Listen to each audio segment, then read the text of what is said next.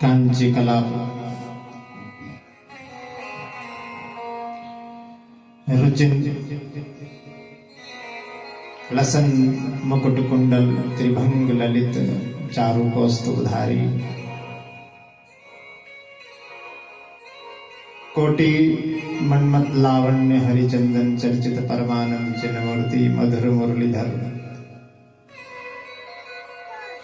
स्वभक्तानां हृदया अमल दूरितकारी वैकुंठवासी नंदनंदन यशोदानंद वर्धन चितचोर माखन चोर कृष्ण कन्हैया श्री बाल कृष्ण लाल जी।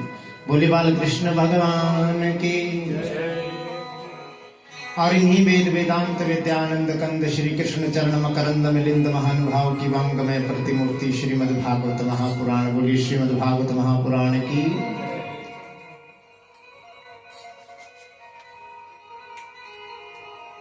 प्रातः स्मरणीय अर्चनीय वंदनीय पूजनीय श्री गुरु चरणारविंद में नमन करते हुए भूत भावन भगवान भोलेनाथ शंकर भगवान का आवाहन करते हुए वाणी के अधिष्ठात्री देवी मां सरस्वती के चरणों में वंदन करते हुए मंडल प्रवाह स्थापित पूजित समस्त देवी देवताओं के चरणों में प्रणति पुष्पांजलि अर्पित करते हुए कुल देवता श्री गधेश्वर महाराज के चरणों में वंदन। जुनका देवता, कनेटी देवता, ग्राम देवता, स्थान देवता, समस्त देवी देवताओं के चरणों में वंदन करते हुए उपस्थित समस्त ब्राह्मण वृद्ध विद्वत वरेण्य ज्येष्ठ श्रेष्ठ कथारस पासु यजमान परिवार साधुकुल के इस कलो ग्राम में बड़ा अनुपम दिव्य अनुष्ठान श्रीमद् भागवत महापुराण के रूप में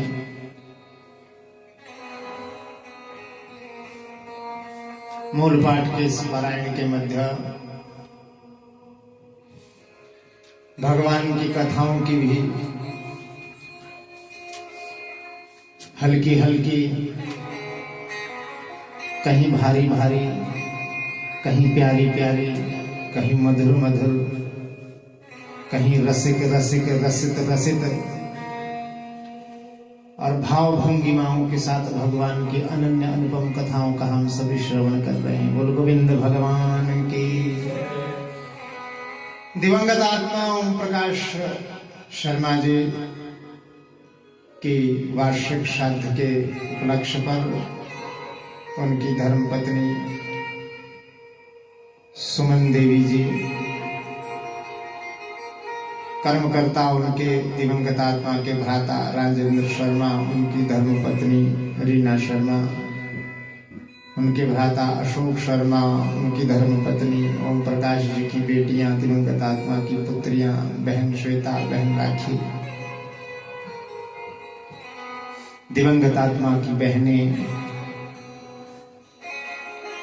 सभी ने उपस्थिति दर्ज करते हुए प्रेम के साथ इस अनुपम कथा में अवगाहन किया और दिवंगत आत्मा के प्रति अपनी श्रद्धांजलि अर्पित करते हुए भगवान से ये प्रार्थना करें हम सब मिलकर कि वो दिवंगत आत्मा जो आज से 1 वर्ष पूर्व इस धराधाम को छोड़कर चली गई थी, प्रार्थना करें ठाकुर जी से कि मेरे गोविंद भगवान नारायण ने अपने चरणों में स्थान प्रदान करें। बोलो गोविंद भगवान की। के भाग्यों दे नमो जन्म समर जितेना सदसंगमम चलबते पुरुषो यदा वै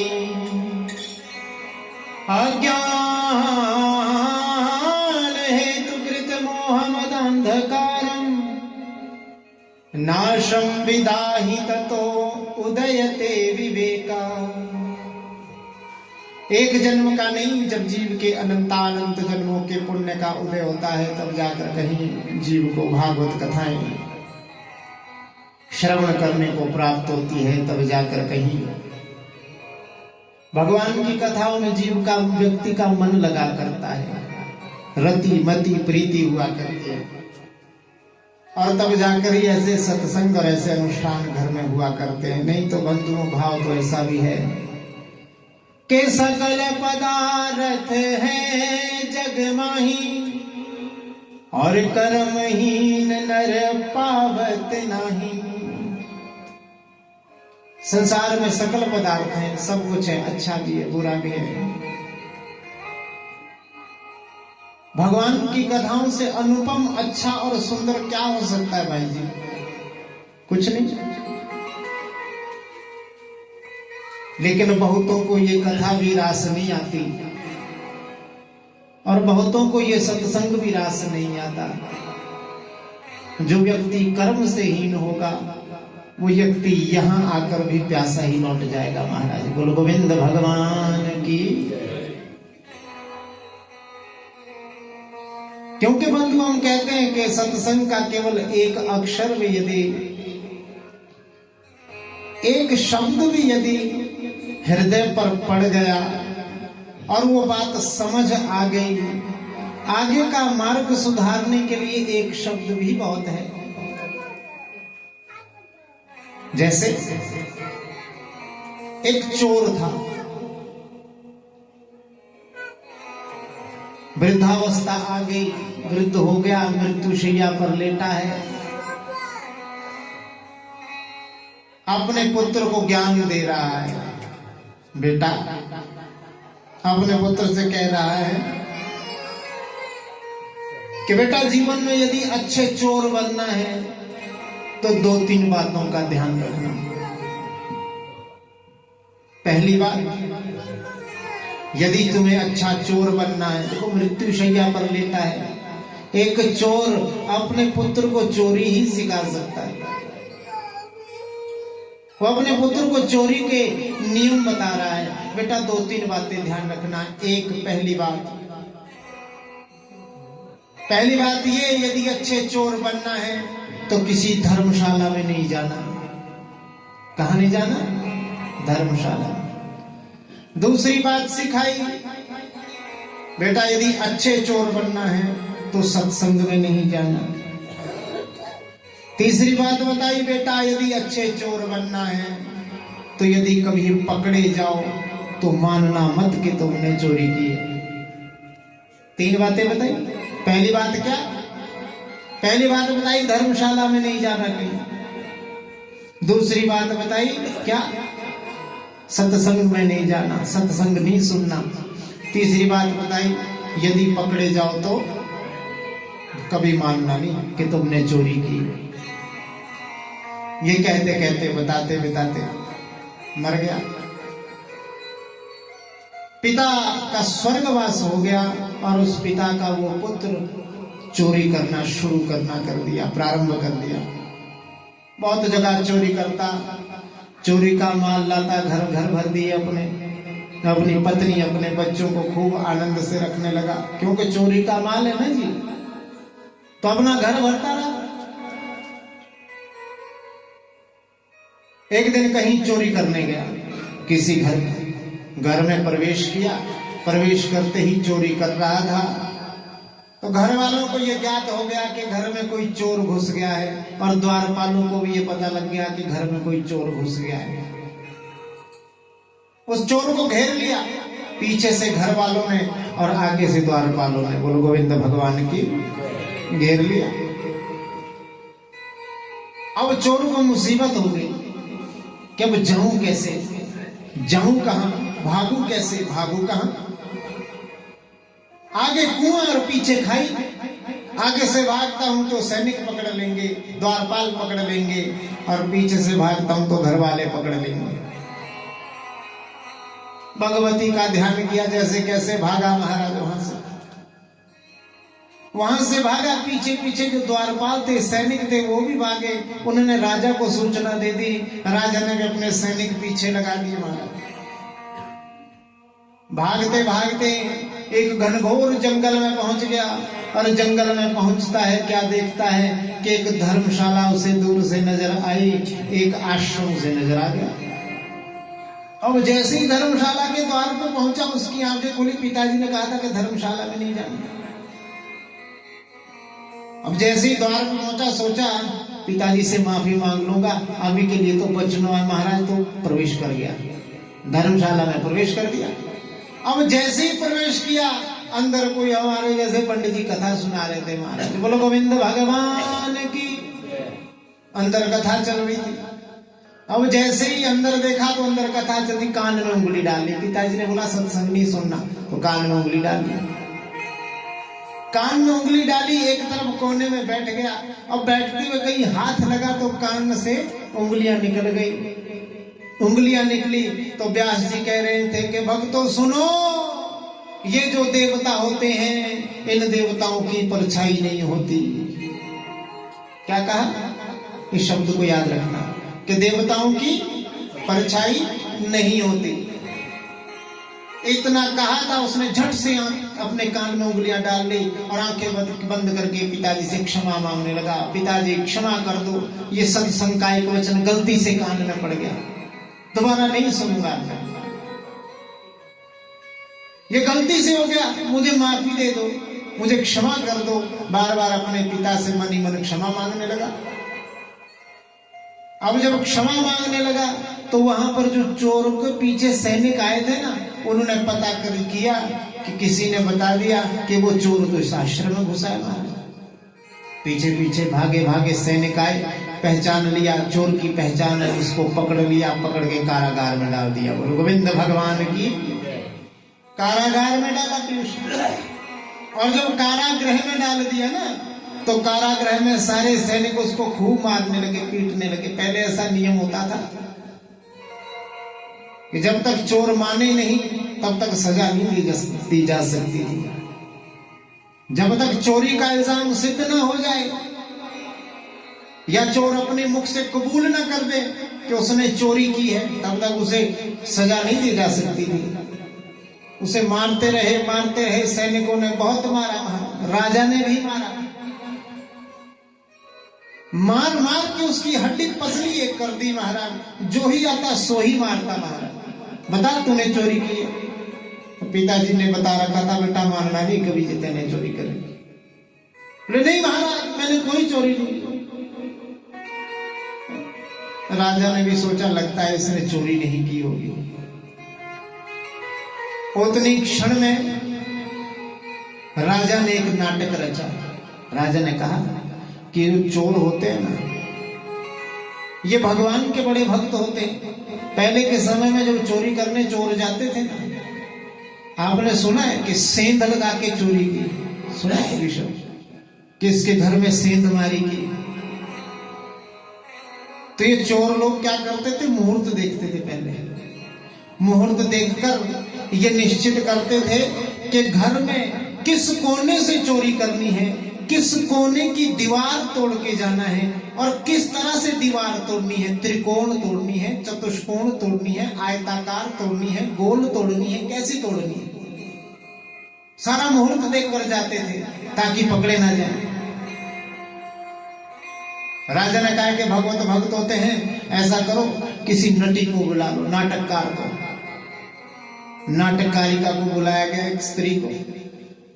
स्त्री ने कहा, उस नटी ने कहा कि महाराज इसकी जिम्मेवारी मेरी है, मैं इसे उगलवा के रहूंगी कि इसने चोरी की है।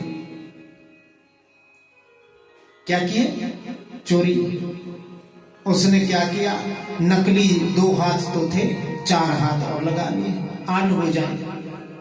8 भुजाओं में मशाल धारण कर ली, एक नकली शेर भी बना दिया और ऐसी व्यवस्था कर दी कारागार की कि उसने कह दिया कि जब मैं प्रवेश करूं तो द्वार अपने आप खुल जाने चाहिए।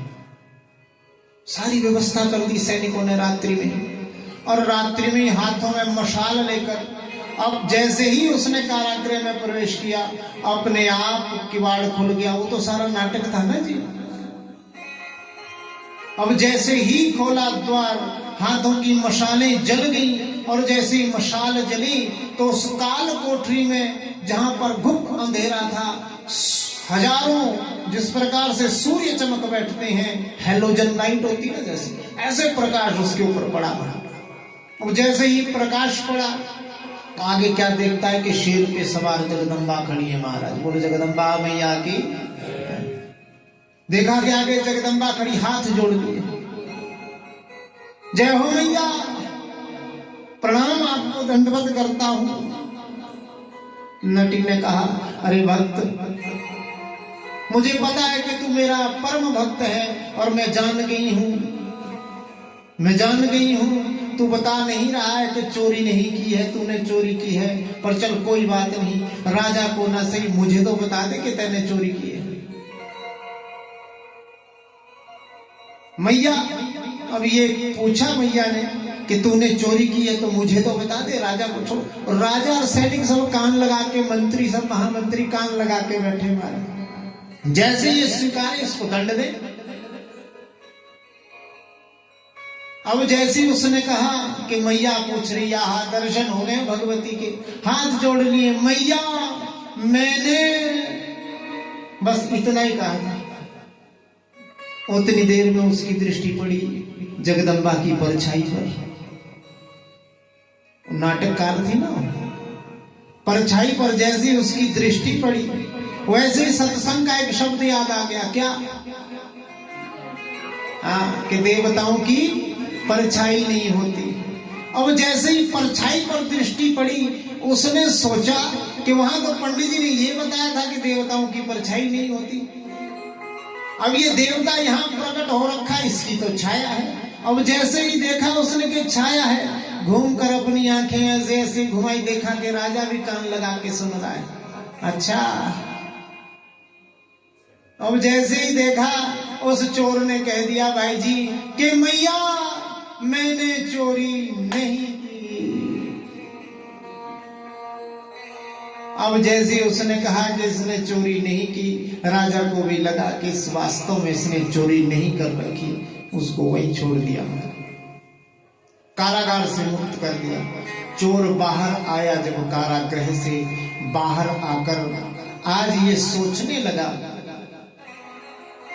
मेरे पिताजी ने मुझे सत्संग सुनने के लिए मना किया था, लेकिन आज मैंने सत्संग का केवल एक शब्द, एक वाक्य सुना था और उस एक वाक्य से ही मेरे प्राण बच गए। यदि मैं पूरा सत्संग सुन लेता तो मेरा क्या होता? गोविंद भगवान की, मेरा क्या होता? अपने आप को कोसने लगा, कहने लगा कि ये मेरे जो कान थे, ये मेरे कान सदैव बुरा सुनते रहे, मेरे हाथ सदैव चोरी करते रहे, मेरे पैर सदैव लोगों के घरों को तोड़ते रहे, दरवाजे तोड़ते रहे, दीवारें तोड़ती रही। आज उस एक शब्द ने, उस एक वाक्य ने मेरा जीवन परिवर्तित कर दिया। उसी दिन से उसने महाराज चोरी करना छोड़ दिया और भगवान की कथा श्रवण करने में और सत्संग में अपना समय बिताने लगा बंधुओं। और शास्त्र भी यही कहता है, गोस्वामी तुलसी बाबा कह रहे हैं कि जिन हरि कथा सुने ही नहीं काना, श्रवण रंध्र अहि भवन समाना। जिन्होंने सत्संग के शब्दों के माध्यम से हरि की कथा को नहीं सुना बंधुओं, उनके जो कान है ना, कैसे हैं? उनके वो कान नहीं, श्रवण रंध्र अहि भवन समाना। वो जो कानों के छोटे छोटे छेद है ना, वो और कुछ नहीं, अहि कहते हैं सर्प को, सर्प के बिल के समान है महाराज, जिसमें कुशब्द कुवाक्य सदैव सर्प की तरह फन गाड़े बैठा रहता है महाराज। सताओ नहीं संगा सकलम प्रोसूते, संतों का संग करना, गुरु का संग करना, अच्छे लोगों का संग करना, भगवत कथाएं सुनना, इन्हीं से हमारा वास्तविक कल्याण हो सकता है और कोई मार्ग नहीं। कृष्णाय वासुदेवाय, सुना है ना, सबको आता है। हरे परमात्मने प्रणता क्लेशनाशाय गोविंदाय नमो नमः। ये महामंत्र है, माताएं बहनें इसका प्रतिदिन जाप करते रहो। भगवान से सभी क्लेशों को नाश करने वाला, ऐसी ऐसी बातें, ऐसी ऐसी चीजें ही तो हमें स्थान से सीखने को प्राप्त होती है। और याद रखना बंधुओं, भाई जी, हमारा भारतवर्ष है ना, हमारे भारतवर्ष में प्राचीन काल से ही ज्ञान, विवेक और ईश्वर के प्रति निष्काम भक्ति के लिए सत्संग को बहुत अहमियत दी गई है। ज्ञान प्राप्त करना है, विवेक प्राप्त करना है और ईश्वर के प्रति हमारी निश्चल भक्ति हो। इस भक्ति के प्रति जानने के लिए हमारे ग्रंथ, हमारे वेद, हमारे पुराण, हमारे उपनिषद भरे पड़े हमारा। और इन सत्संगों की महिमा प्रत्येक धर्म ग्रंथों में गाई गई है हमारा। कोई नहीं कहता, कोई धर्म ये नहीं कहता कि बुरा करो सभी का, सभी कहते हैं अच्छा करो, अच्छे लोगों का संग करो। और बंधुओं, इसके पीछे का विज्ञान भी यही है कि हम जिस व्यक्ति के साथ उठते हैं, बैठते हैं, खाते हैं, पीते हैं, सोते हैं, जाने अनजाने में उसके गुण, उसके दोष हमें अवश्य छूते हैं, अवश्य लगते हैं, हमें प्रभावित करते हैं।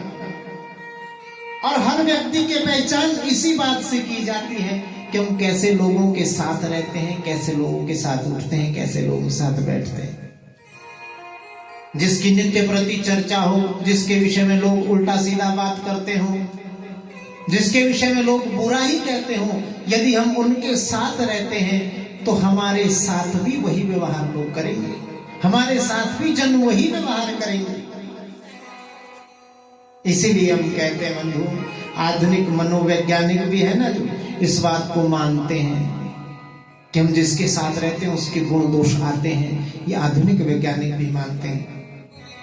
परंतु हमारे ऋषि मुनियों ने बंधुओं जिस बात को बहुत अच्छी तरह से समझ लिया था, उसे ही अपने धर्म ग्रंथों में स्थान दे रखा है महाराज। बोलो गोविंद भगवान की। इसीलिए हम कहते हैं बंधुओं, एक घड़ी आधी घड़ी, आधी से पुनियाद, तुलसी संगत साधु की, हरे कोटि अपराध।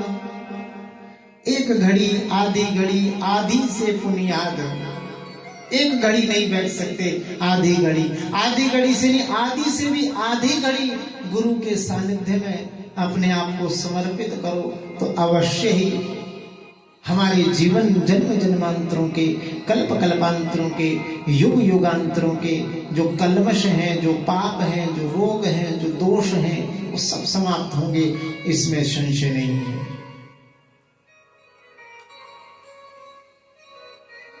परीक्षित जी का मरण सुधारने के लिए यही शुकदेव महाप्रभु तो भगवान की अनन्य कथाएं सुना रहे हैं। श्रवण मात्र से कल्याण क्या है? श्रवण मात्र का तात्पर्य यही है कि सुनकर उसे आत्मसात करते, हृदय में उतार कर आत्मबोध हो, वही तो श्रवण है।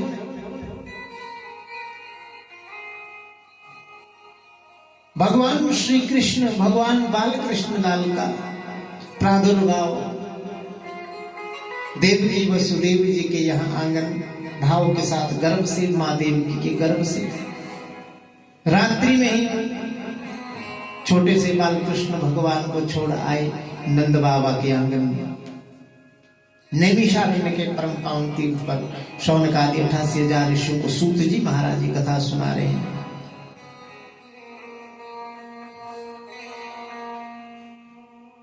कंस ने रात्रि में ही बहुत से राक्षसों की मीटिंग बुलाई, इकट्ठा किया। राक्षसों से कहा कि अभी जितने भी बच्चे अब पैदा हुए हैं मथुरा मंडल के भीतर, उन सब का वध कर दो, मार दो। पूतना को भेजा गया। पूतना वहां से चल रही है, आ रही है, अभी आज्ञा को प्राप्त कर रही है। मैंने कल कहा था ना कि 18 श्लोकों में नंद उत्सव सुखदेव महाप्रभु ने भागवत जी में गाया है। तो जब तक पूतना पहुंचेगी महाराज कहां? नंद भवन में, तब तक आइए इन 18 श्लोकों का भाव समझ लेते हैं। ये 18 श्लोक क्या है नंदोत्सव के, देखना भागवत से।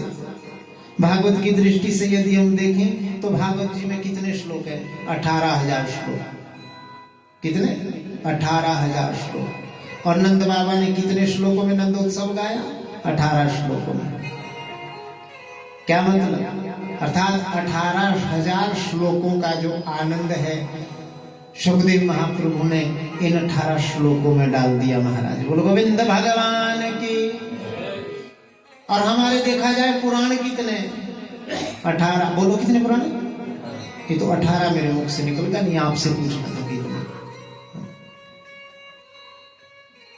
18 पुराण है। अर्थात मानो जो 18 पुराणों का सार है ना, सुखदेव महाप्रभु ने इन 18 श्लोकों में प्रकट कर दिया महाराज। गीता जी में कितने अध्याय हैं? 18। मान लो श्रीमद् भगवत गीता के 18 अध्यायों का तत्व इन 18 श्लोकों में सुखदेव महाप्रभु ने प्रकट कर दिया। गीता जी का महात्म्य है, देखो सुनने का भाव होना चाहिए। मैं यहां बैठा, मैं आपसे आयु में छोटा हूं, आप मुझसे सभी लगभग बड़े हैं आयु में। अगर आपके मन में ये भावना होगी मैं काल को छोटू कथा लाकर सुनाऊंगा,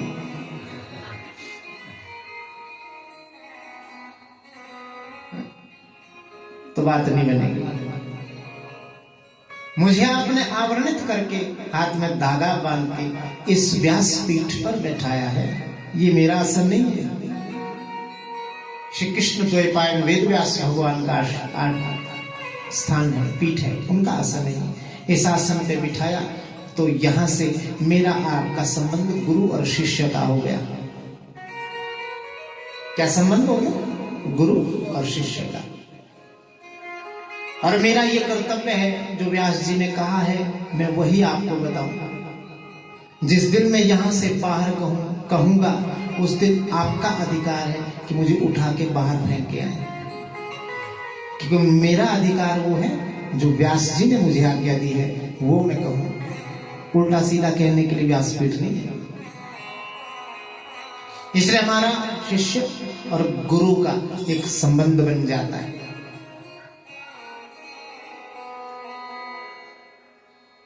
पर ऐसे शिष्य भी नहीं बनना लकीर के फकीर, जैसा बोला बस वही।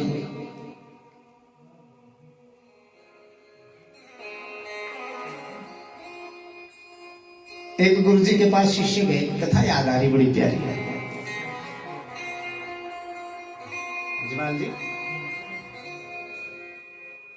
एक बाबा जी बैठे थे, उनके पास एक शिष्य चला गया कि गुरुजी मुझे दीक्षा दे दो, मुझे आपको गुरु बनाना है।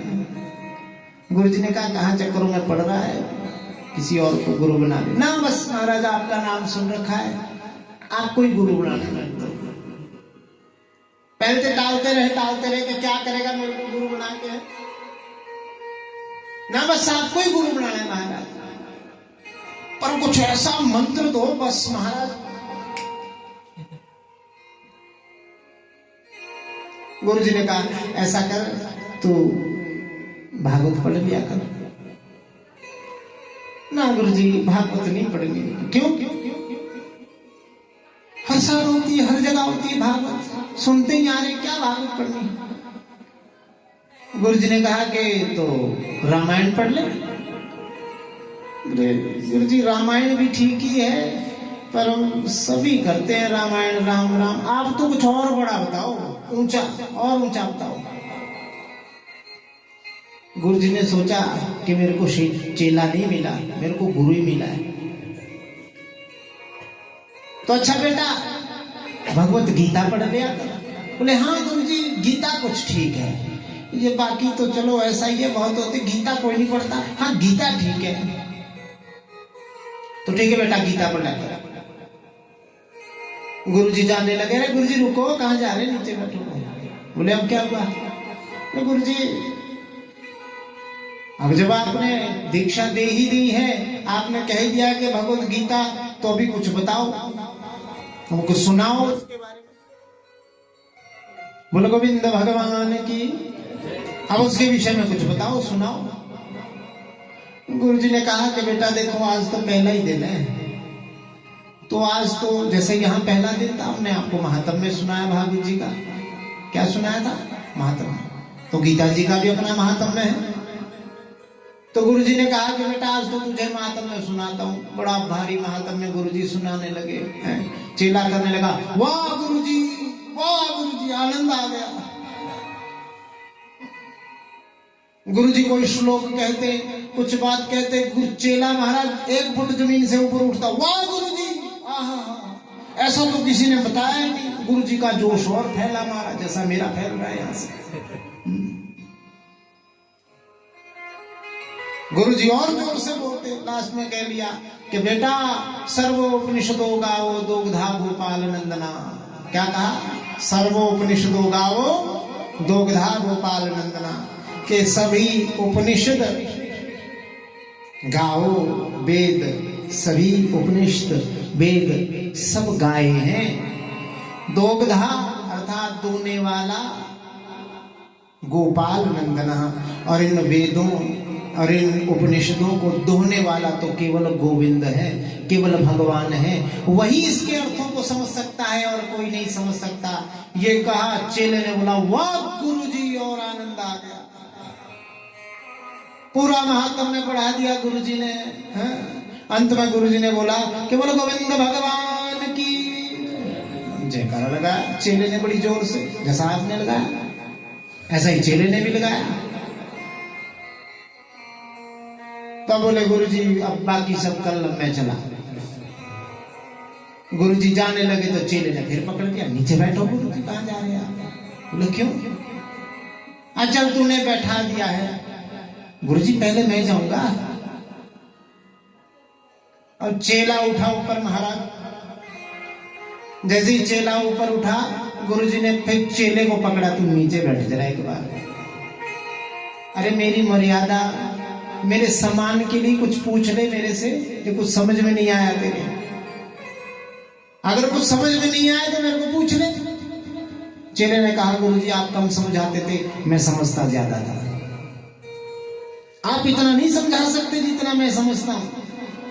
अरे बोलो गुरु की मर्यादा के लिए कुछ पूछ ले, कुछ समझ ना आया हो। तो चेले ने कहा ठीक है गुरुजी, आप जब इतना आग्रह कर ही रहे हैं तो पूछ ही लेता हूँ। बाकी तो सब ठीक था गुरुजी, सब समझ आया मेरे को, पर मेरे को एक बात समझ नहीं आई। बोले क्या?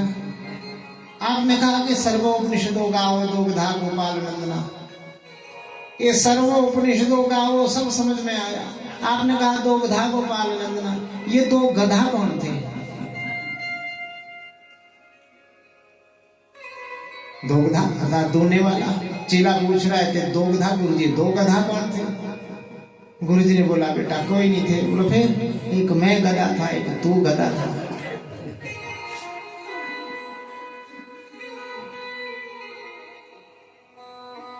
इसीलिए कहते हैं बंधु, हम आंख मूंद करके भी विश्वास नहीं करना। जानो, परखो, फिर समझो। सुखदेव महाप्रभु कहते हैं परीक्षित, केवाचित्वा स्वस्तयनम जात कर्मात्मजस्य वै। नंद बाबा के यहां जैसे ही बालक हुआ, सबसे पहले क्या करवाया? केक कटवाया ना। वाचित्वा स्वस्तयनम, सबसे पहले घर में स्वस्ति वाचन करवाया। ब्राह्मणों को बुलाया, ब्राह्मणों को घर में बुलाकर विधिवत पितृदेवार्चनम तथा पितरों का और देवताओं का अर्चन करवाया। ऐसा वर्णन आता है भाई जी, प्रथम दिवस और छठे दिवस पिता सूतक से मुक्त होता है।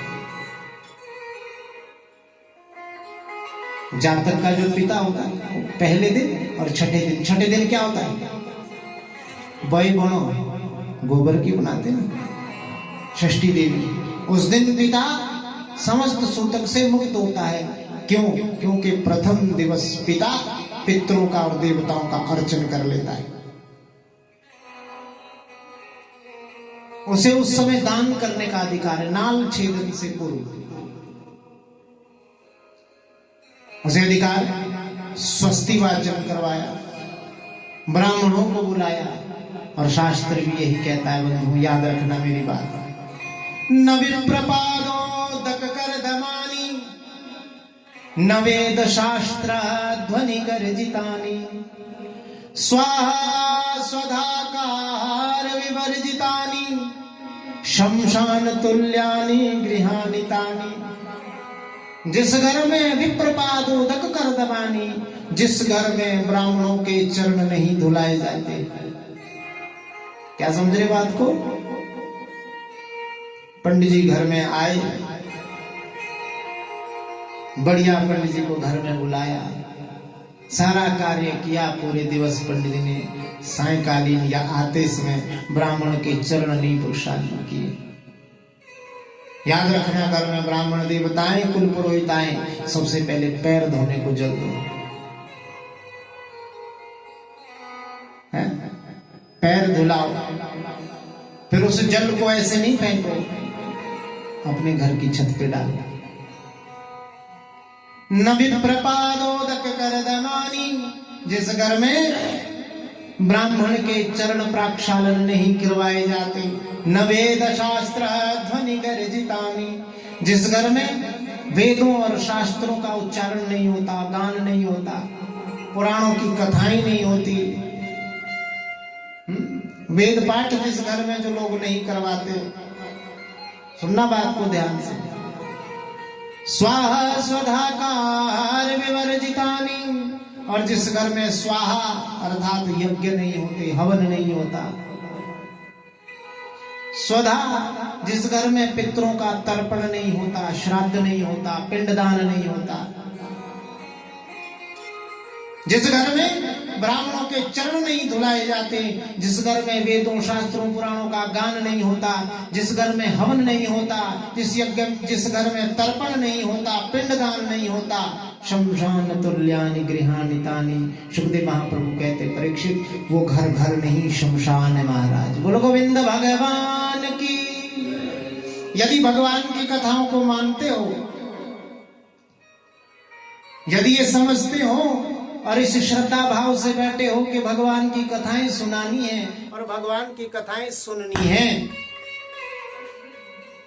भगवान की कथाएं सुननी है, श्रवण करनी है, तो एक बात का ध्यान रखना, कथाएं जहां से हम सुना रहे हैं वो श्रीमद् भागवत महापुराण है, और जिसमें ये प्रमाण दे रखा है वो भी श्रीमद् भागवत महापुराण है। आधी मुर्गी खा जाओ और आधी मुर्गी अंडा दे, ऐसा नहीं हो सकता। बोल गोविंद भगवान की। ये तो तुम मान लो कि हाँ भगवान श्री कृष्ण हुए थे, भगवान श्री कृष्ण ने ऐसी ऐसी लीलाएं की थी, पर ये ना मानो कि ये सब फालतू की बकवास है जो ब्राह्मणों के प्रति कहा जाता है। तो समझ लेना, ना तो हमारी श्रद्धा ठाकुर में है और ना ही पुराण में हमारी श्रद्धा है, केवल दिखावा मात्र है। इसलिए बंधु, या तो पूरी मुर्गी खानी पड़ेगी या पूरी मुर्गी छोड़नी पड़ेगी। कार्यामास विधिवत पितृदेवार्चनम तथा विधिवत, ऐसे नहीं, विधि के साथ पितरों का अर्चन करवाया, देवताओं का अर्चन किया।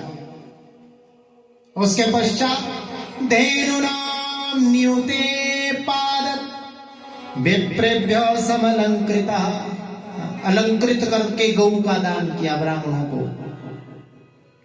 किसका दान किया? गौ का। अलंकृत करके स्वर्ण मंडित सींग, संवत्सा गाय का दान किया, बछड़े युक्त गौ का दान किया ब्राह्मण को। और तिलाद्रीन सप्तरत्नौघ, 7 बड़े बड़े पहाड़ तिल के बनाए वहां। अब हमसे एक बार कोई पूछता, भाई जी कि तिल के पहाड़ कैसे दान कर दिए? कोई तिल का खजाना था उनके पास। यहां पर तिल का पहाड़ का तात्पर्य पता क्या है? तिल के पहाड़ों का दान किया 7। पहाड़ का तात्पर्य यह है कि ऐसा ढेर लगाया गया जिसके पीछे खड़े होकर ब्राह्मण देवता दिखाई न दे। ऐसे पहाड़ 7 ढेर इतने बड़े बड़े दान किए गए। विप्रेभ्यो तिलाद्रिन सप्तरत्नो घात कौंभावरावृतान, बहुत कुछ दान कर रहे हैं नंद बाबा। सुखदेव महाप्रभु कहते हैं परीक्षित, नंद बाबा जितना देते हैं उससे 2 गुना उनके कोष में बढ़ जाता है। कहीं स्वर्ण का दान कर रहे हैं, स्वर्ण के पात्रों का दान, कहीं रजत चांदी के पात्रों का दान, कहीं धातुओं के पात्रों का दान, कहीं कांस्य पात्र का दान है, कहीं अष्ट धातुओं का दान कर रहे हैं, कहीं रत्नों का दान कर रहे हैं। और हे परीक्षित, आज ऐसा प्रतीत होता है, ऐसा प्रतीत होता है कि साक्षात लक्ष्मी का प्रादुर्भाव आज नंद बाबा के आंगन में हो गया। दही और माखन, दही माखन एक दूसरे के ऊपर फेंक रहे हैं सब। रंगों की होली तो खेली जाती है, लेकिन परीक्षित आज नंद बाबा के आंगन में दूध और माखन के साथ होली खेली जा रही है। महाराज बोलो गोविंद भगवान की। कितनी गायें नंद बाबा के आंगन में, बोलो गोविंद भगवान की। कितनी गायें? 9 लाख। तो दधी माखन की तो कोई कमी नहीं है महाराज। एक ही गाय भी घर में हो तो घी और माखन पचाना मुश्किल हो जाता है, माताओं को रखना मुश्किल हो जाता है। फिर सोचती है दूं कि ना दूं। 1 किलो का डब्बा निकालेगी माता, ये दिन तो मेरे नौड़ क्या है। तभी सोचती है ना, देनो तो मेरे 800 रुपए किलो दे, इसी तो कम तो नहीं भोग दो। फिर दूसरी पल ख्याल आता है, ना मेरे दिनों ज्वाइन के एक ही गाय का माखन घी भी ऐसा हो जाता है कि माताओं बहनों को देना समाप्त करना मुश्किल हो जाता है। 9 लाख गाय नंद बाबा के आंगन में घी की कोई कमी होगी, माखन की कोई कमी होगी? है।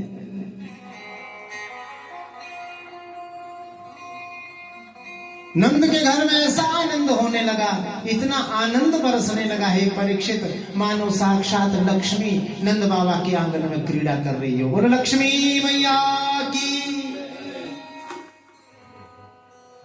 और इसके बाद 9 लाख गौओं के बीच से 2 लाख तो बाबा ने दान ही कर दी गैया महाराज। कितनी? 2 लाख गौओं का दान कर दिया महाराज। 9 लाख बन दिए, 2 लाख गौओं का दान कर दिया। गोपियां आती हैं गोविंद को आशीर्वाद देने के लिए। आशीर्वाद क्या देते हैं? बच्चों को आशीर्वाद देते हैं, जुग जुग जिए तेरा लाला। है? किसी के घर में बालक पैदा हो, कहता है कि जीव बेला को 100 वर्ष, ऐसा ही आशीर्वाद देते हैं। अब गोपियां जा रही हैं, गोपियां क्या आशीर्वाद दे रही हैं? के ताशीष प्रयुंजानम चिरम पाहिति बालका। नंद बाबा, अरे नंद रानी, अरे यशोदा, ये तेरा बालक चिरम पाहिति, हम सबकी रक्षा करे महाराज। ऐसा आशीर्वाद दे। ग्वाल बाल एक दूसरे के ऊपर दधी क्षीर की वर्षा कर रहे हैं महाराज। रोहिणी नहीं आई, रोहिणी मैया, क्योंकि 6 दिन हो गए थे।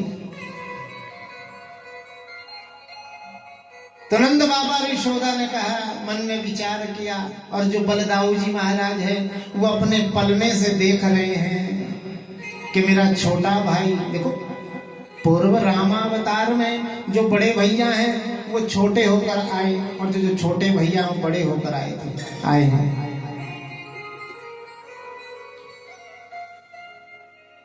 तो पालने से ही बलदाऊ जी देख रहे हैं कि बड़े होने का इतना बड़ा घाटा महाराज। पलने से देखते हैं मुझे भी कोई ले जाता, रोहिणी मैया भी देखती हैं कि मुझे भी कोई ले जाता। मन में सोचती है रोहिणी मैया के रोहिणी चमा नंद गोप अभिनंदिता। नंद गोप अर्थात नंद बाबा और यशोदा रानी नंद बाबा ग्वाल बालों को आनंदित होते हुए देखती हैं क्या के विचरा व्यचरद दिव्यवासम, कि वे भी ऐसी दिव्य वस्त्र पहनती, स्त्रकंठाभरण भूषिता, गले में कंठ में आभूषण पहनती, मैं भी नंद के आनंद में सम्मिलित होती। नंद बाबा यशोदा ने देखा कि रोहिणी उस झरोखे से देख रही है, ये रामावतार नहीं, ये राम जी का युग नहीं, ये तो कृष्ण लीला है महाराज। यहाँ पर कोई नियम नहीं, सब अलग नियम है। बुला ले और रोहिणी को भी महाराज। बोलो गोविंद भगवान की। रोहिणी मैया को भी बुला लिया। बलदाऊ जी भी महाराज इधर उधर देखते, मुझे कोई देख तो नहीं रहा। 6 दिन के बलदाऊ जी अपने पलने में ही खड़े हो जाते हैं महाराज। बोलो गोविंद भगवान की। देखते हैं गोविंद की लीला को। सूत मागध बंदी ढोल बजा रहे हैं, नगारे बजा रहे हैं। नंद घर आनंद भयो, जय कन्हैया लाल की। ढोल बजा रहे हैं, नगाड़े बजा रहे हैं। हाँ, देवताओं ने जी जब तो ढोल नगारे बाजो, तो साक्षात परम पिता परमेश्वर आए महान, ढोल नगारे कैसे नहीं बजने थे। मंगलमय कार्यक्रम हो रहा है नंद बाबा की आंगन में, तो ढोल नगारे तो बजेंगे। घर में जब तेल भी पड़ता है ना, तेल बटना किसी को, माताएं बहनें क्या कहती हैं, दे जरा नगारे दे थोड़ी जी, बोलते ना, ऐसा ही बोलते। या सब पूछते कौन है नगारे बजाने वाला। जो नगारे ना बजे तो पुरानी पुरानी माताएं तो गुस्सा करती हैं, ऐसा कैसे नगारे वाला जाएंगे। और जब तो कोई माता बहने किनारे में कोने में मुंह में क्या मिश्री लेकर बैठी हो, तब तो पुरानी माताएं कहती हैं गाती क्यों नहीं, कुछ मंगल गान तो गा ले। गाते ना मंगल गान भाई जी, क्यों गाते हैं? बारात जब जाने वाली होती है, नया नया दूल्हा जाने वाला होता है, तो बैंड बाजे के साथ जाता है ना, खूब बैंड बाजा बजाया जाता है, खूब शोर किया जाता है। क्यों बजाए जाते हैं ये वाद्य यंत्र? हम कहेंगे कि ये हमारा नियम है पहाड़ों का, तो बैंड बाजा तो प्लेन में भी बजाया जाता है, पहाड़ों में नहीं प्लेन में भी बजाया जाता है। दिल्ली में एक जीवा बैंड है महाराज, यहां से बारात को छोड़ना हो साधुकोल तक 2 लाख लेता है। जतिन जी आप तो जाते रहते हो दिल्ली, हैं? कितना लेता है? 2 लाख। तो सबसे बड़ी बात है बैंड बाजा बजाया क्यों जाता है? बिना बैंड बाजे के नहीं जाएगा दूल्हा, बिना ढोल नगारे के देवता नहीं आएगा। ये बजाया जाता है क्यों? मंगल कार्य में अमंगल की आशंका रहती है। क्या रहता है? जब घर में मंगल काम होता है ना, तो आशंका अमंगल की भी रहती है, कुछ बुरा ना घट जाए, कोई अमंगल शब्द कान में ना पड़ जाए। अब एक दूल्हा बेचारा जा रहा है, मुश्किल से तो ब्याह हुआ है महाराज आजकल। हमारे साला साहब हमें देख के हंसते रहते हैं। हमारी सासू माँ का विशेष आदेश है हमारे को कि अपने साथ आप इनको ले जा रहे हैं तो कोई बेटी भी देखे इसलिए। ठीक हो भाई, बोलो गोविंद भगवान की। बड़ी मुश्किल से ब्याह हो रहा है, दूल्हे को बढ़िया माता तिलक लगा रही है, नगारे में बुरी नहीं बज रही, कुछ ना, शांत पड़ा है सब कुछ माहौल बढ़िया। दूल्हे की आरती उतार रही है माता, आरती उतार ही रही थी उतनी देर में पड़ोसन ने छींक दिया महाराज। एक आई तो ठीक, दूसरी आ गई महाराज। तो माता क्या करेगी, क्या कहेगी? हाय हाय बड़ी मुश्किलें तो गिर न ब्याह हुए चला लाग रहे छीक दी। तुम्हारे ऋषि मुनियों ने नियम चला दिया भाई जी कि मंगल कार्य में अमंगल हो सकता है, इसलिए अमंगल शब्द सुनाई ही ना दे, इसलिए मंगल ध्वनि की जाए महाराज। बोलो गोविंद भगवान की। इसलिए ढोल और नगारों का हमारे ऋषियों ने, हमारे मुनियों ने, हमारे पूर्वजों ने, इसीलिए इन्हें मंगल ध्वनि कहा जाता है, मंगल शब्द कहा जाता है। अमंगल शब्द सुनाई ही ना दे भाई। नंद के घर में आनंद हुआ है, मंगल हुआ है। 80 वर्ष की उम्र में यशोदा मैया के बालक हुआ है, लाला हुआ है महाराज। कोई अमंगल शब्द ना हो, इसलिए सूत मागध बंदी ढोल जोर जोर से ढोल और नगारे बजा रहे हैं परीक्षित। बोलो गोविंद भगवान की। खूब दान दिया परीक्षित। नंदो महामनोस्तेभ्य वासो लंकार गोधनम सूत मागधवंदिभ्यो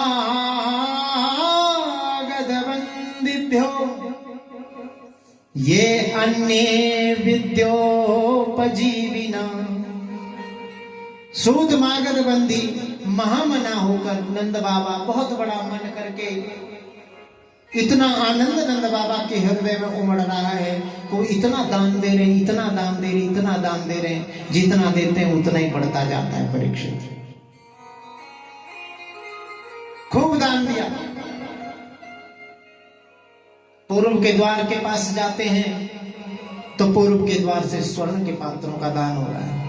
पश्चिम की ओर जाते हैं तो चांदी के पात्रों का दान हो रहा है। उत्तर की ओर जाते हैं तो अष्ट धातु के पात्रों का दान हो रहा है।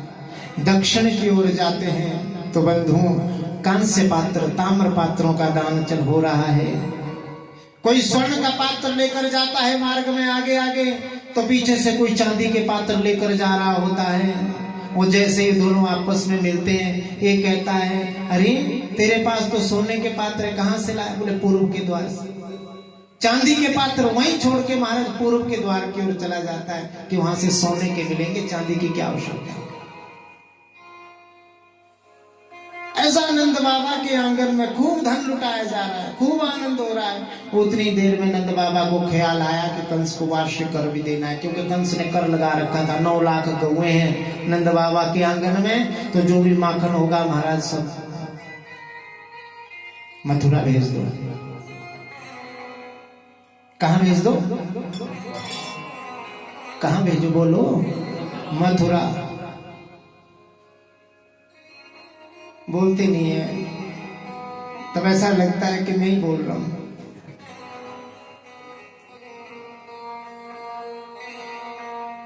बोलो गोविंद भगवान की। मथुरा शब्द का अर्थ सुभाष तक बड़ा प्यारा भाई साहब के मथुरा विपरीतेन मध्यमाक्षर वर्जिता तन्नाम्यन्मुखे नास्ति तन्मुखे मध्यमाक्षर। देखो मथुरा शब्द का अर्थ समझो कितना प्यारा है। मेरे साथ करना। मथुरा विपरीतेन, मथुरा शब्द को उल्टा पढ़ो, क्या बना? मथुरा क्या बना उल्टा? रा थू म। मध्यमाक्षर वर्जित, बीच वाला अक्षर निकाल दो, क्या बना? क्या बना? रा म बना। बन गया ना राम? पक्की बात। मथुरा शब्द विपरीतेन मध्यमाक्षर वर्जिता तन्नाम्यन्मुखे नास्ति। जिसके मुख पे ये नाम नहीं, कौन सा नाम? राम का नाम। उसके मुंह पे बीच वाला अक्षर मध्यमाक्षर। बीच वाला अक्षर क्या था? क्या था? थू। हाँ, जिसके मुख पे राम को नाम न है, उसके मुख पे थू। ये मथुरा शब्द का अर्थ। वैसे ध्यान आ गया भाई जी। चले गए वार्षिक कर देने के लिए नंद बाबा। वहीं पर मिले अपने मित्र क्योंकि बंधु ऐसा था, जब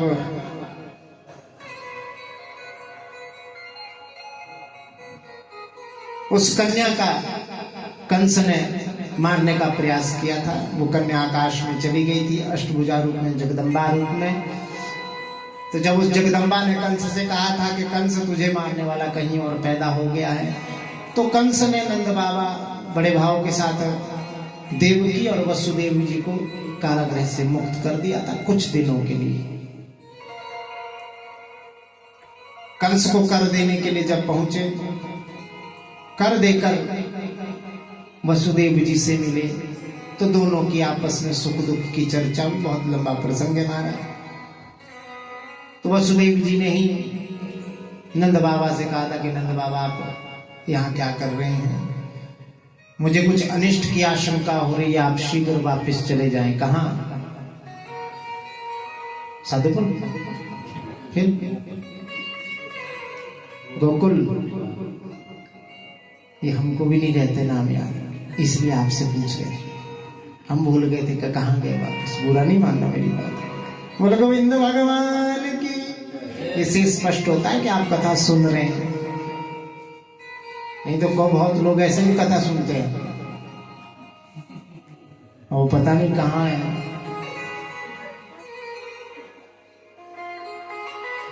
बोले गुरुजी, अभी हास्य व्यंग्य याद आ गया, रह नहीं सकता जब कुछ याद आ जाता है महाराज। भाई जी सामने से देखते हैं तो अंदर से उबाल आता है महाराज, क्या करें। एक रिटायर्ड वकील महाराज, वकील साहब रिटायर छोड़ दिया वकालत करना, घर आ गए, आनंद से रहने लगे। पत्नी ने कह दिया कि घर में पड़े रहते हो, कथा सुनने जाओ साधुपुर, वहां शर्मा जी के घर में कथा लगी है, वहां जाओ कथा सुनने। यहाँ घर में पड़े पड़े क्या करना है, कथा सुनने जाओ। वकील साहब ने क्या फालतू की कथा उन पंडित जी वो करते रहते हैं, ठीक है बस घर में, अरे वहीं जाओ कथा सुनने। वकील साहब आ गए और पत्नी ने कहा जाए कैसे ना, और बार बार फोन करिए, पहुंचे कहीं रास्ते में तो नहीं है। पति कहते रहे जा रहा हूं, भाग्यवान जा रहा हूं, पहुंच रहा हूं। हाँ, पहुंच गए कथा में, व्यास जी लगे हुए कथा करने। भाग्यवश वकील साहब भी जानने वाले व्यास जी के। आओ वकील साहब आप आए, बड़ा आनंद, कथा में बड़ा आनंद हो गया, बैठो। व्यास जी ने मंगलाचरण किया, कथा प्रारंभ की। और वकील साहब जैसे ही कथा प्रारंभ की, व्यास जी ने कृष्णाय वासुदेवाय देव की मंत्र कहने लगे, श्लोक कहने लगे। और वकील जी की आंख लग गई महाराज। पहले तो यूं देख रहे थे, फिर ऐसे हो गए। व्यास जी ने ऊपर से कहा, वकील साहब। वकील साहब ने कहा आंखें, जी गुरु जी। बोलो सो रहे हो? बोले ना गुरु जी। आंखें बंद, फिर कथा चली। आधा घंटा फिर हुआ, वकील साहब। बोले जी गुरु जी। हाँ जी गुरु जी। बोले सो रहे हो? बोले ना गुरु जी। फिर कथा शुरू, 3-4 बार हो गया। अब जब ऊपर बैठना है महाराज, यहाँ मटीरियल तो चाहिए। अब की बार व्यास जी ने घुमा दी बात। बोले वकील साहब। बोले जी गुरु जी। बोलो जाग रहे हो? बोले ना गुरु जी।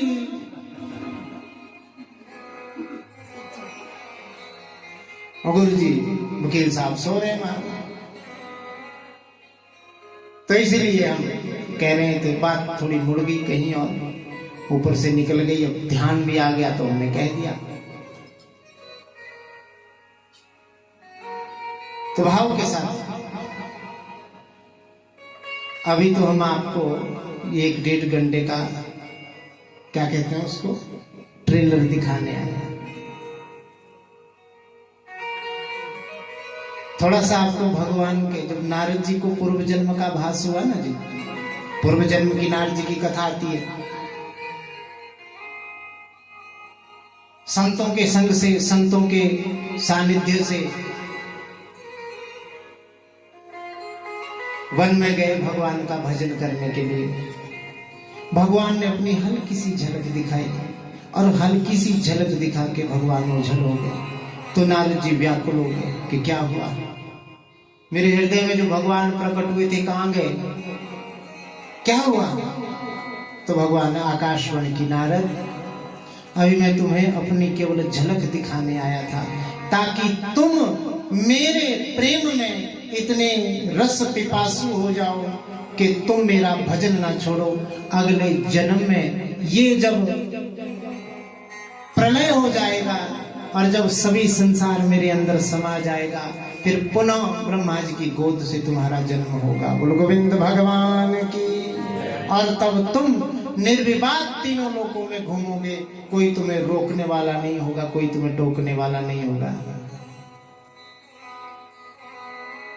तो ऐसे ही आपको भी आज हम हल्का सा भगवान की कथाओं की झलक दिखाने आए हैं। भगवान ने ऐसा आशीर्वाद प्रदान करे कि इस प्रांगण में 3-3, 4-4 घंटे का प्रवचन हो और भाव के साथ भगवान भंगिमाओं से कथा हो और आप श्रवण करें, हम श्रवण करवाएं, क्योंकि आनंद तो तभी है जब आपके जैसा कोई सुनने वाला बैठता है। महाराज बोलो गोविंद भगवान की। नंद बाबा ने कहा कि जाओ, नंद बाबा से वसुदेव जी ने कहा कि जाओ, कुछ मुझे अनिष्ट की आशंका है। तो नंद बाबा भी वापस पधारे गोकुल की ओर। हाँ, मैं तो ये निवेदन कर रहा था, मैंने आपसे पूछा था कि कहां गए, अब मैं वापस आया। तो कहीं ऐसा तो नहीं भैया कि आंखें खुली हो और दिमाग सो रहा हो। तो इसलिए बीच बीच में पूछना पड़ता है, कहां को गए, कौन गए, किसको लेके गए। तो उसी समय नंद बाबा तो पहुंचे नहीं थे। नंद बाबा के पहुंचने से पहले पूतना नाम की एक बाल घातिनी राक्षसी, जिसे कंस ने भेजा था, वो पहुंच गई। छोटे छोटे बच्चों को ही मारती थी, अपने स्तनों पर कालकूट विष लगा कर ही आई थी। जब गोकुल के बहुत बच्चों को इसने मार दिया, अंत में इसने देखा नंद बाबा और यशोदा के आंगन में बहुत बधाई बज रही है। महाराज बड़ा आनंद हो रहा है, क्या हुआ है। तो इसने क्या किया, एक सुंदर वेश को धारण किया। सुखदेव महाप्रभु कहते हैं, कभी कहने को मौका मिले महाराज, तो सुखदेव महाप्रभु ने जो पूतना की सुंदरता का वर्णन भागवत में किया ना, एक एक अंग का जो अनुपम वर्णन सुखदेव महाप्रभु ने किया है, ऐसा साहित्य सुखदेव महाप्रभु के सिवा किसी का हो नहीं सकता। आज पूतना ने सोचा कि ये कोई बड़े घर में कुछ हुआ है, तो आज पूतना ने क्या किया, इतना सुंदर रूप धारण किया। हे परीक्षित, इतना सुंदर रूप धारण किया मानो साक्षात लक्ष्मी जैसा सुंदर स्वरूप हो। और जैसे ही वो पहुंची वहां पर, वेश का बड़ा अपना महत्व होता है महाराज, वेशभूषा का। अच्छा एक बात बताओ, आपके पड़ोस में, आस पड़ोस में कहीं शादी हो है और आपकी उनसे ना बनती हो, और चाट पकौड़ी की खुशबू आ रही है, आइसक्रीम की खुशबू आ रही है भाई, गोलगप्पे की खुशबू आ रही है, चाउमीन की खुशबू आ रही है, बर्गर की खुशबू आ रही है, सारे जो फास्ट फूड है ना, सबकी खुशबू आ रही है। तुम्हारा मन कर जाए खाने का, साधुपुर में कहीं मिलता ना हो, तुम्हारा मन कर जाए खाने का, तो क्या करोगे, क्या करोगे? कुछ भी बोल दो, जाओगे नहीं जाओगे, क्या करोगे? हाँ।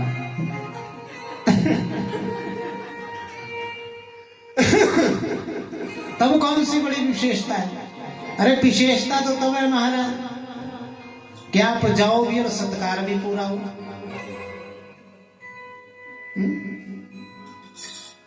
और जाने जहां जहां आप जाओ वहां पता भी ना चले कि आप गए थे, हैं?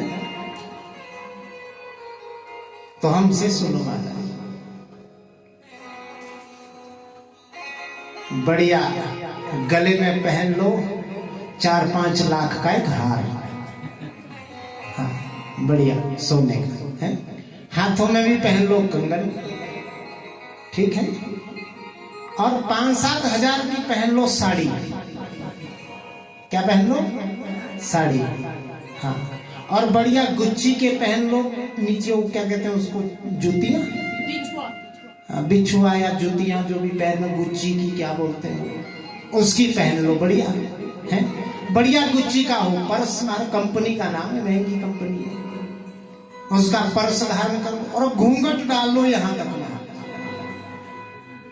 इतना हार जो दिखे मुंह ना दिखे, और बढ़िया अपने भाव के साथ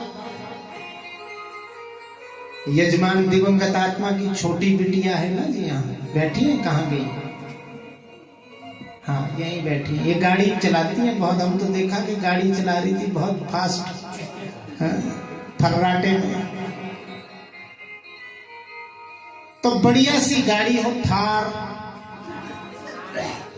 हाँ थार इनके पास से बोलो यहाँ बैठे, हाँ? और थार पे चढ़ो महाराज, और साथ में ले लो कोई ड्राइवर, घर का नहीं लेना क्योंकि उनको तो खाने का मन नहीं, खाने का मन तो आपका है, बढ़िया सा एक ड्राइवर ले लो और थार से उतरो महाराज, कांगन में रोको गाड़ी, बढ़िया थार से उतरो, घूंघट नहीं हटाना बिल्कुल, हाँ बढ़िया जाओ।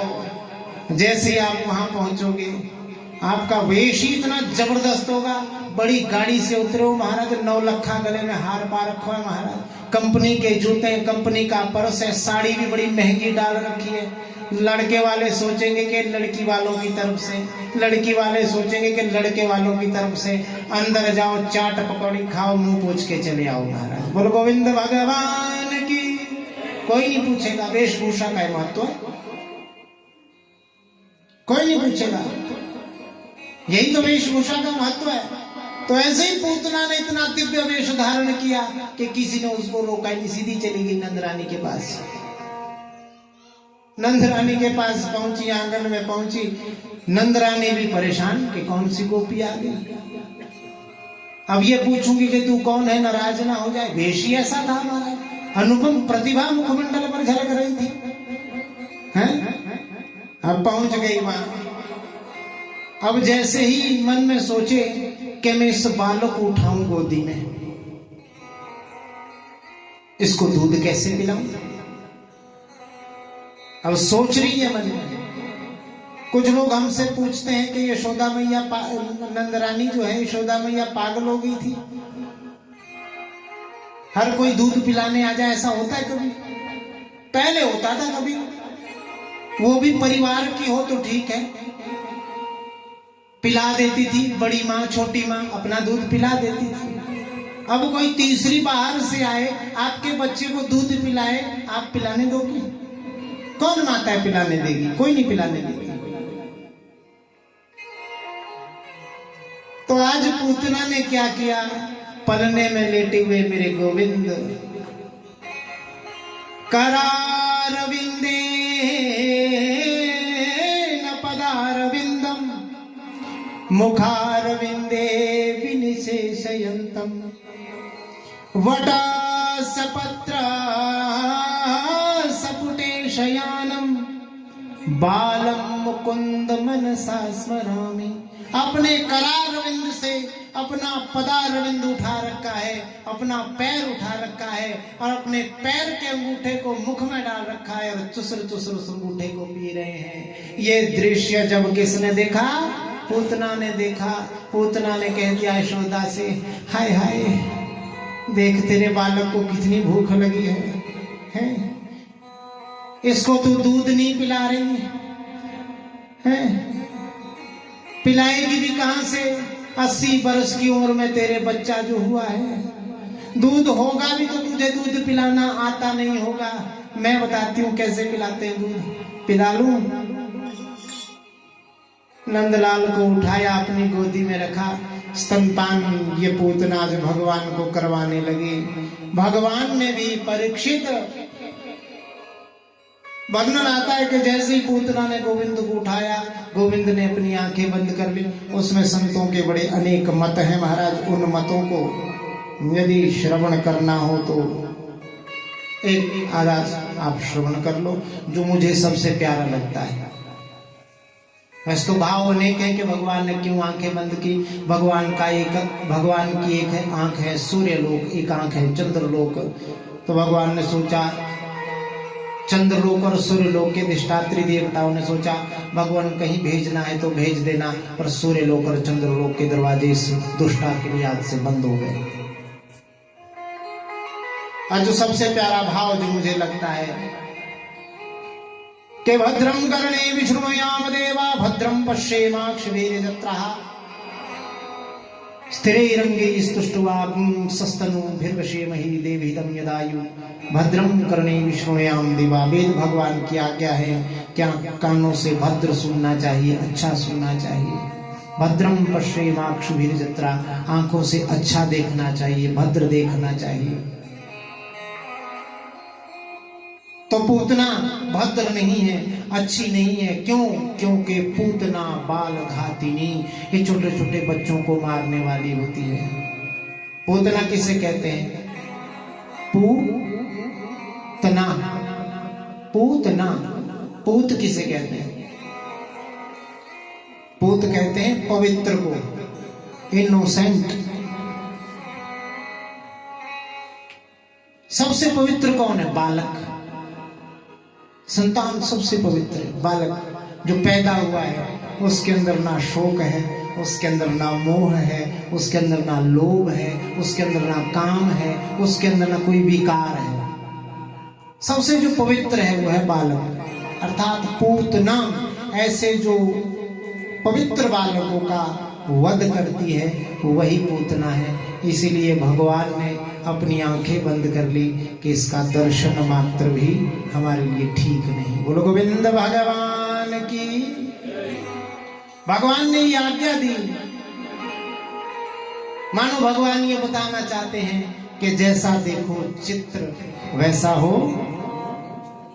क्या हो? चित्र, हाँ चरित्र। बोलो गोविंद भगवान की। जैसा देखो चित्र वैसा बने चरित्र। तो आज भगवान ने ये सिद्ध किया।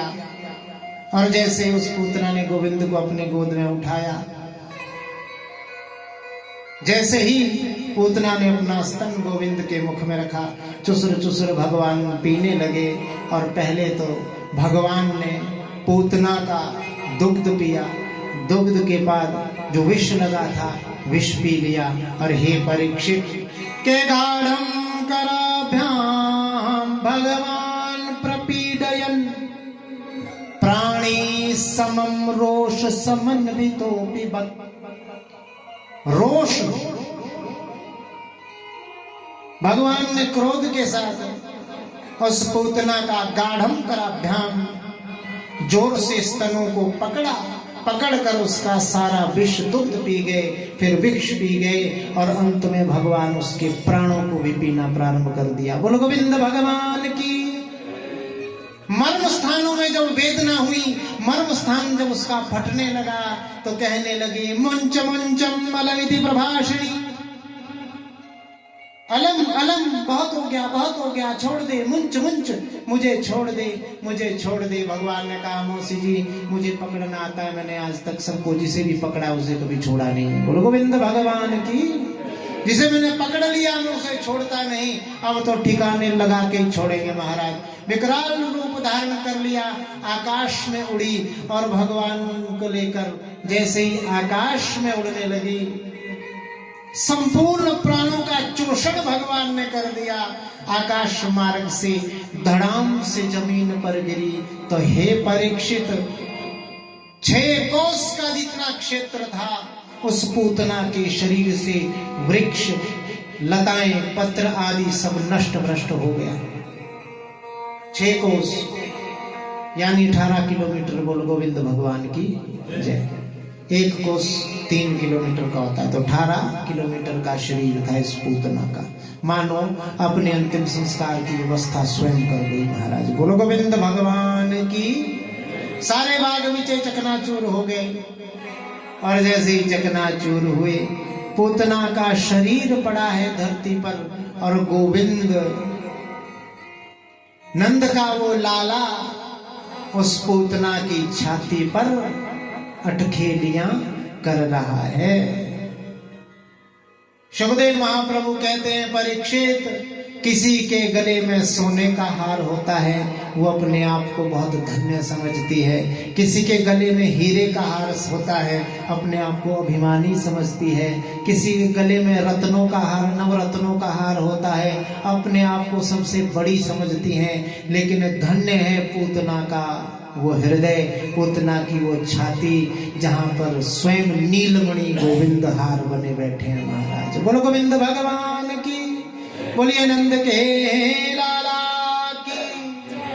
माँ यशोदाई भागी भागी पकड़ा अपने छोटे से बालक को उठाकर अंदर ले गई। पूर्णमासी ताई भगवान शंकर की बड़ी प्यारी भक्तानी थी। कहने लगी, तेरे लल्ला को नजर लग गई है महाराज, इसकी नजर उतारनी पड़ेगी। तो नजर उतारने के लिए क्या किया महाराज भाई जी? बच्चे की नजर उतार दे ना। क्या किया? गौशाला में ले गए, पीपड़ी निवारी गौशाला को ले गए। गौशाला में ले जाकर क्या किया कि को जो गऊ की पूंछ है ना, पूंछ, सुनो बात को ध्यान से, काम की बात है।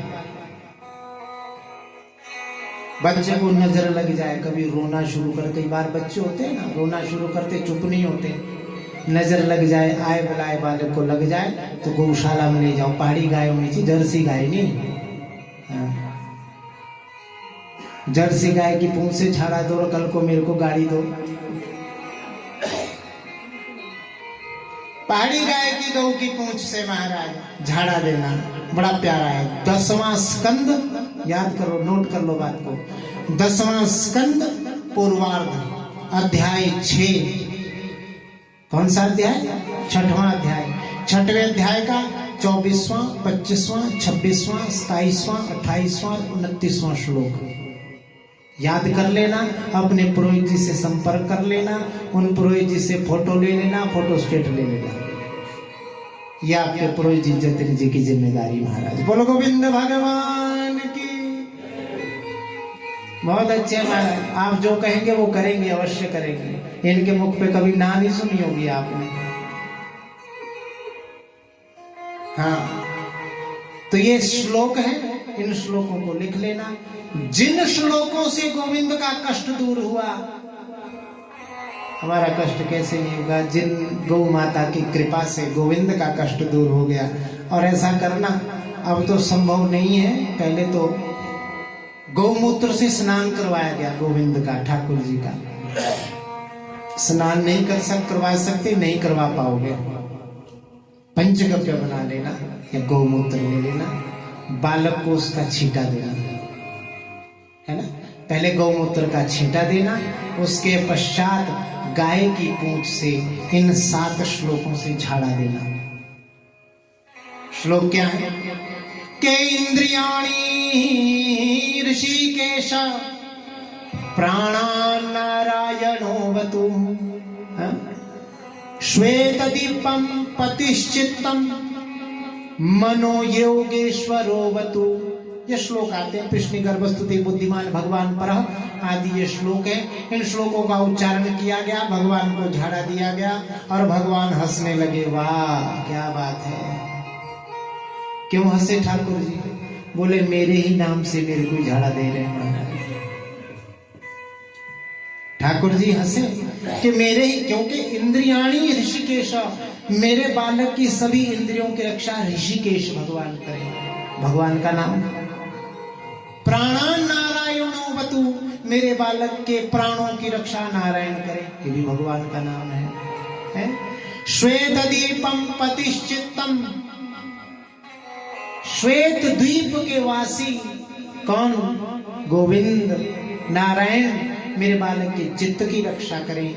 मनो योगेश्वरो वतः, अर्थात मेरे बालक के मन की रक्षा योग योगेश्वर भगवान श्री कृष्ण करें। बोलो कृष्ण बलदेव की। तो भगवान ये सोचने लगे कि मेरे नाम से मुझे झाड़ा दे रहे हैं। तो बंधुओं शास्त्र कहता है, कहाँ कहाँ लगी नाम बड़ाई, राम न सकहीं नाम गुण गाई। अरे भगवान, हम आपके नाम की बड़ाई कैसे करें? कहां तक कर सकते हैं हम गोविंद के नाम की बड़ाई? क्योंकि स्वयं भगवान भी अपने नाम का प्रताप नहीं जानते महाराज। बोलो गोविंद भगवान की। राम न सकहीं नाम गुण गाई, स्वयं राम भी नहीं जानते हैं कि उनके नाम का कैसा गुण है महाराज। तो इसी गुण के आधार पर बड़े भाव के साथ झाड़ा लगाया और भाव के साथ परीक्षित से कहते हैं शुकदेव महाप्रभु कि हे परीक्षित, जब इस पूतना के शरीर को जलाया गया, इसके शरीर से सुगंध उत्पन्न हुई। परीक्षित ने पूछा कि इतनी पूतना बच्चों को मारने वाली, इसके शरीर से सुगंध कैसे आई? इसके शरीर से दुर्गंध आनी चाहिए थी। शुकदेव महाप्रभु कहते हैं परीक्षित,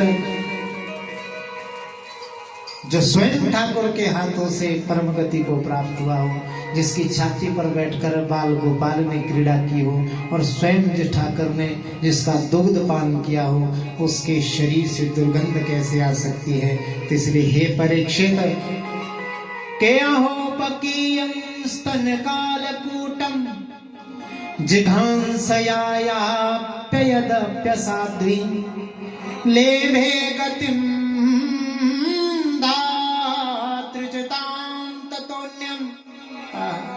कम वा दयालुम शरणं व्रजेम। ऐसा दयालु भगवान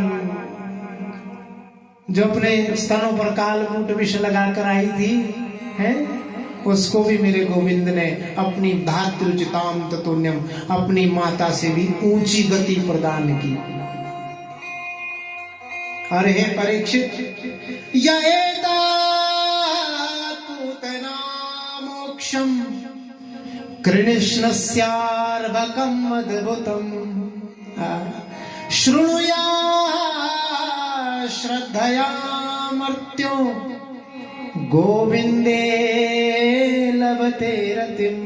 हरे परीक्षित, जो ये पूतना मोक्ष की कथा को कृष्णस्यार्भकम् अद्भुतम्, अर्भक उस कृष्ण के बाल स्वरूप की इस लीला को जो हृदय से सुनता है, शृणुयात श्रद्धया मृत्यु, जो सुनता है श्रद्धा के साथ, मृत्यु के अंत समय में गोविंद के चरणों में अवश्य उसकी प्रीति होती है महाराज। बोलो गोविंद भगवान की। इसीलिए हमने पूतना मोक्ष की ये संपूर्ण कथा आपको सुनाई। भाव के साथ बंधो, अनन्या हरि अनंत, हरि कथा अनंता, भगवान अनंत है, उसकी कथाएं भी अनंत चलती रहेंगी। आज मुझे पूतना मोक्ष की कथा सुना के तसल्ली हुई जतनी, नहीं तो महाराज 2-3 घंटे की कथा में पूतना को मारो महाराज, शकट भंजन कियो, सीधे गोवर्धन लीला में पहुंचना पड़ता है महाराज। आज पूतना मोक्ष की कथा सुनाकर बड़ा आनंद आया। और बंधुओं, वास्तविकता भी यही है। और ऐसा भी वर्णन आता है कि पूतना जैसे जब नंद बाबा के आंगन में पहुंची ना, आकाशवाणी के माध्यम से पूतना को ये ज्ञात हो गया था कि जिसे मारने तू जा रही हो कोई साधारण नहीं है, और साक्षात परमेश्वर है। तो पूतना ने ये सोचा, वापिस जाऊंगी तो कंस के हाथ से मर जाऊंगी, यहां जाऊंगी तो गोविंद के हाथ से तर जाऊंगी। तो इसलिए पूतना जानबूझकर, ऐसा वर्णन आता है। राजा बलि की कन्या ये पूर्व जन्म में थी। जब भगवान वामन रूप में आए तो भगवान वामन को देख के इसने सोचा कि काश मेरा भी ऐसा बालक होता, अपने हृदय से लगाती, उसे अपना स्तनपान करवाती, दुग्ध पिलाती। लेकिन जब राजा बलि से सब कुछ छीन लिया 3 कदम में, फिर सोचने लगी ऐसे बालक को तो विष पिला दिया। वही दोनों भावनाएं यहाँ पर भगवान ने ग्रहण की। पहले दुग्ध की भावना थी तो भगवान ने दुग्ध पिया, फिर विष की पिलाने की भावना थी तो फिर भगवान ने विष भी पिया। भगवान किसी की इच्छा अधूरी नहीं रहने देते महाराज। बोलो गोविंद भगवान की। इन्हीं शब्दों के साथ, इन्हीं वचनों के साथ अपनी वाणी को विराम देते हुए भावों के साथ अनंत आनंद शुभकामनाएं यजमान परिवार को। दिवंगत आत्मा सदगति प्राप्त करे, भगवान विष्णु गोविंद उन्हें अपने चरणों में स्थान प्रदान करें। इन्हीं शब्दों के साथ, इन्हीं वचनों के साथ अपनी वाणी को विराम देता हूँ। कथा के मध्य में कोई बात बुरी लगी हो तो मुझसे क्षमा कर देना। अपना छोटा बालक समझते हुए, अपना पुत्रवत समझते हुए मुझे क्षमा कर देना। इन्हीं शब्दों के साथ, इन वचनों के साथ अपनी वाणी को विराम। बोलो गोविंद भगवान की। बोले सदगुरुदेव भगवान की। बोले श्रीमद् भागवत महापुराण की। बोले सच्चिदानंद भगवान की। बोले कनेटी महाराज की। बोले जुणगा महाराज की। बोले गतेश्वर महाराज की। बोले महिषासुर मर्दिनी मैया की जय जय।